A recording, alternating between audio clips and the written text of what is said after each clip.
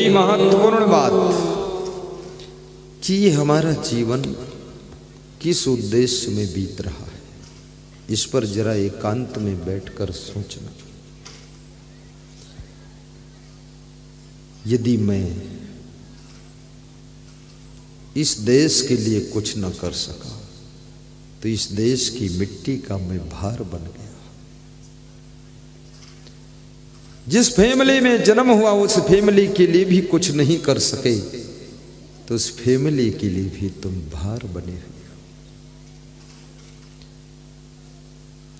हो। और संत बन गई जिन भक्तों की रोटी खा रहे हो, उन भक्तों के उद्धार के लिए, सुधार के लिए, जिस समाज का भोजन ले रहे हो, उनके लिए अगर कुछ नहीं कर सके तो ये संत भी इस धरती का भार है, कोई काम करने। इस संसार के लिए बहुत कुछ आपको करना है। कभी पुलिस विभाग में भर्ती होकर लोगों की शांति की सुरक्षा के लिए कुछ करो। ये हमारे पुलिस जवान बैठे हैं, ये कोई साधारण नहीं, यहाँ शांति के लिए आए और ये यहाँ शांति करते रहे हैं। इनको खुद भी शांति मिल रही है सत्संग से, इनका डबल फायदा है। आम के आम, गुठलियों के दाम। सर्विस से वेतन मिल रहा है और सत्संग से इनको शांति मिल रही है। तो सर्विस तो आम के आम है और सत्संग गुठलियों के दाम है, डबल फायदा। भाग्यशाली है। मिलिट्री में सेवा करो तो देश के लिए कटिबद्ध हो जाओ। इसलिए मैं आपसे निवेदन करूंगा,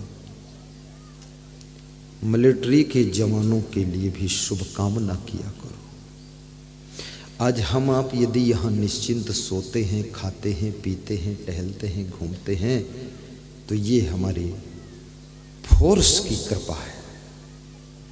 अन्यथा दतिया की बाजार में भी बम फूट सकता है, सत्संग मंडप में बम फूट सकता है। ये हमारे पुलिस जवान, बीएसएफ जवान, मिलिट्री जवान, पैरा मिलिट्री जवान और जल सेना, थल सेना, वायु सेना और हमारे होम गार्ड और रैपिड एक्शन फोर्स, नाना प्रकार की पुलिस है, नाना प्रकार की मिलिट्री है। ये सबको व्यास गादी धन्यवाद दे रही है। अगर कोई बॉर्डर से कूद फांद कर घुसा कर आ भी गया तो ये हमारे पुलिस जवान उसको यहाँ जांच में पकड़ लेते हैं। तू कौन, इधर आ, अरेस्ट करते हैं। सब मिलजुल करके हम सब देशवासियों को शांति से रहने का सौभाग्य देते हैं। ऐसे जवानों को व्यास गादी आशीर्वाद दे रही है। और इनके लिए कभी जरूरत पड़े तो आप लोग रक्तदान भी करना। और देश में आपदा आ जाए, अस्त्र शस्त्र खरीदने के लिए सरकार को मदद करना पड़े तो खूब धन दान भी देना, ताकि दुनिया के सबसे सुंदर सुपीरियर अस्त्र शस्त्र हमारे मिलिट्री के पास रहना चाहिए। और कभी जरूरत पड़ जाए, गांव में मंदिर बन रहा हो, आश्रम बन रहा हो तो उसमें भी थोड़ा मदद करना,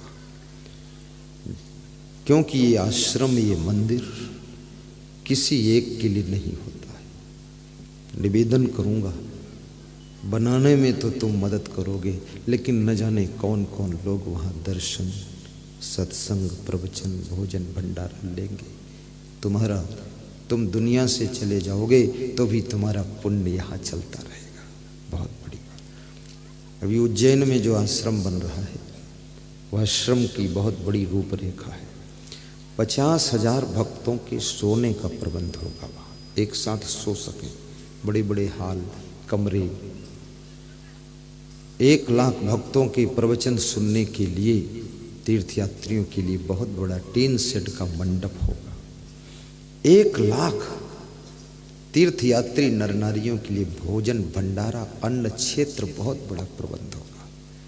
इसलिए मैं कहता हूँ उज्जैन आश्रम के लिए दान जरूर देना, क्योंकि ये आश्रम तुम तो नहीं रहोगे, हम भी नहीं रहेंगे, पर आश्रम ट्रस्ट का रहेगा। तो न जाने कितने हजारों साल तक वहाँ आने वाले तीर्थयात्रियों को, भक्तों को उस आश्रम में आश्रय मिलेगा, आहार मिलेगा, आत्म शांति मिलेगी, आनंद मिलेगा, और वहाँ उन लोगों को कुछ सीखने को मिलेगा। इसलिए इस आश्रम में सब लोग मदद करें। तन मन वचन ये मेरा कल्याण के लिए।